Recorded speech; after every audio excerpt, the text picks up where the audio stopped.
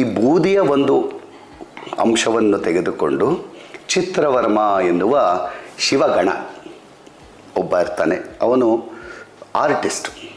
ಅವನು ಅದನ್ನು ತಗೊಂಡು ಒಂದು ಬೊಂಬೆಯ ಆಕೃತಿ ಮಾಡಿ ಅದಕ್ಕೆ ಜೀವ ಬರೆಸಿ ಶಿವ ಒಂದು ಅದಕ್ಕೆ ಜೀವ ಕೊಡ್ತಾನೆ. ಇದಕ್ಕೆ ಶಿವ ಒಂದು ಬ್ಲೆಸ್ಸಿಂಗ್ ಕೊಡ್ತಾನೆ. ಆ ಶಿವನ ಬ್ಲೆಸ್ಸಿಂಗ್ ತೊಗೊಂಡು ಇವನು ಆಚೆ ಬಂದು ಹಿ ವಿಲ್ ಬಿಕಮ್, ಅವನದೇ ಒಂದು ರಾಕ್ಷಸ ಪ್ರವೃತ್ತಿ ಆಗತ್ತೆ. ಆ ರಾಕ್ಷಸ ಪ್ರವೃತ್ತಿಯಿಂದ ಅವನು ವಿಜೃಂಭಿಸ್ತಾ ಇರ್ತಾನೆ, ಇಡೀ ಬ್ರಹ್ಮಾಂಡಕ್ಕೆ ಕಷ್ಟ ಕೊಡ್ತಾ ಇರ್ತಾನೆ. ಅದಕ್ಕೆ ಬ್ರಹ್ಮ ನೋಡ್ಬಿಟ್ಟು ಭಂಡ್ ಭಂಡ್ ಅಂತ ಕೂಕೋತಾನೆ. ಓಕೆ, ಅಯ್ಯೋ ಅಯ್ಯೋ ಅಂತ ಹೇಳ್ದಂಗೆ ಅದು ಲೆಕ್ಕ. ಅದಕ್ಕೆ ಅವನಿಗೆ ಭಂಡಾಸುರ ಅನ್ನೋ ಹೆಸರು ಬರುತ್ತೆ.